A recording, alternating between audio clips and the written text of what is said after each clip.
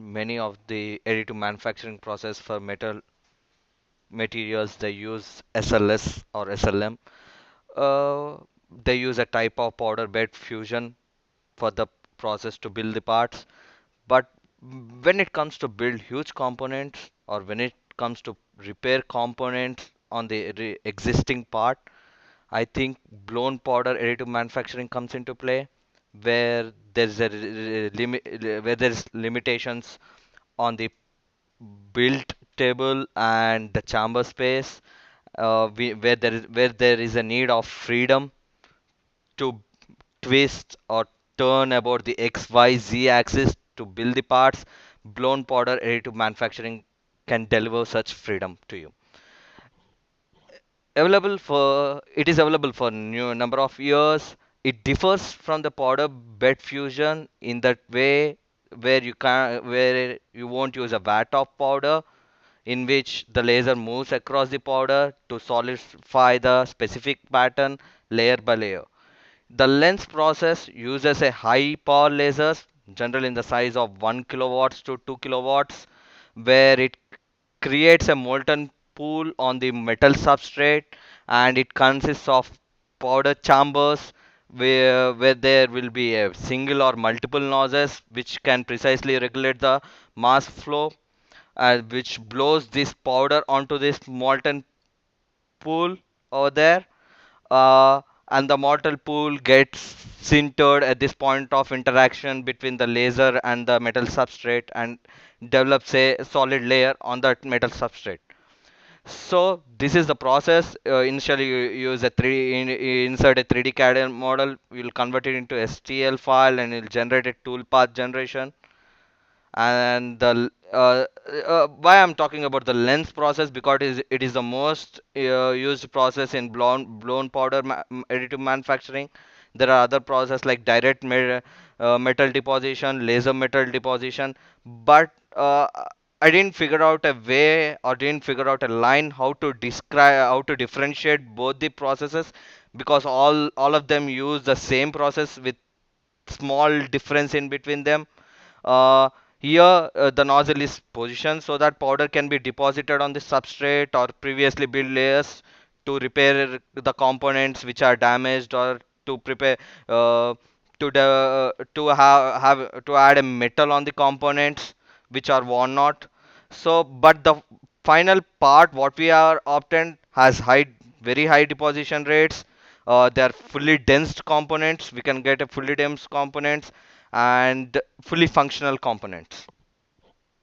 So the process features here which affects the final part quality are laser power, laser wavelength, feed rate, linear velocity, and wall angle.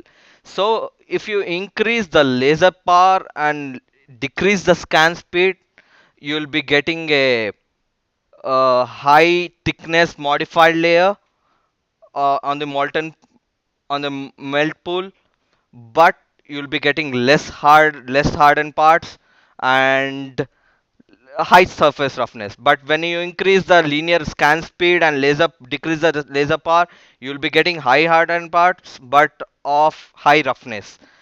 But the melting efficiency can be increased by increasing the laser power, feeding rate, and linear velocity. And laser wavelength has much to do with the type of material you choose to do this operation. And wall angle has there's not much research on the wall angle, but I think the wall angle has much to do because it is directly related to the focus of the laser power onto the metal substrate. And this process is very time saving process. It is far timing saving process when compared to other technologies, and it is effective process because we can get 100% dense parts, and you can repair the mold tool surfaces, which is possible with the other technologies, but it's when it comes to cost criteria and time, it is very effective. As I said, we can produce 100% dense parts and good accuracy in the build plane. So the general materials used over here are stainless steel 316 alloy because of their corrosion properties, S13 tool steels, and titanium with 6% aluminum and 4% vanadium, copper alloys, Inconel alloys, and nickel alloys. as a similar to the materials what they use in selective laser sintering. So I would like to go with the case study one. It is the preparation of gas thruster for newly modified military helicopters. The figure what you are seeing is the 1/6 scale of 1/6 scale of a original gas thruster. The function of the gas thruster here is to work on the engine exhaustive gases, and it is designed to counteract the tail movement in the helicopter. So it is built by RPM Associates for Bell helicopters. Uh, this to build this process using SLS, it takes up to 9 weeks. But when you use lens, it takes up to 3 weeks to build the part. And the cost of the part obtained through a lens and the cast part were approximately equal.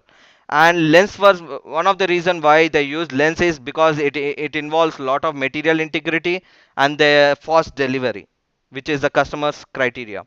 And the second case study, what I'm going to discuss about here is this Corpus Christi Army Depot (CCAD). They have plenty of helicopters, and there's an instance where they have 500 compressed seals, wound compressed seals in their stock, where they are waiting for the suitable method to repair their compressed seals. The existing practice to replace the compressed seals was to replace it with the new ones, which cost them $1,000 for each compressed seal. But RPM Associates, once again, they came up with a lens process to repair these compressed seals, which costed them around $500 for each seal, which saved them like $100 million. So, and this compressed seal is used in AS-64 and US-60 helicopters. So, the crown prince of lens process were Optimec. I think I didn't find any other vendors. And Optimec was the one founded in New Mexico. And the one you are seeing is the Type 450 Optimec machine, which has 100 mm by 100 mm by 100 mm build volume, which is used for study resources.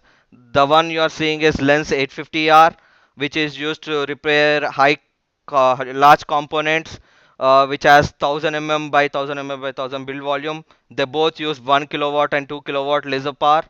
And there is other one one MRC variant, which we can use for material research and prototype development.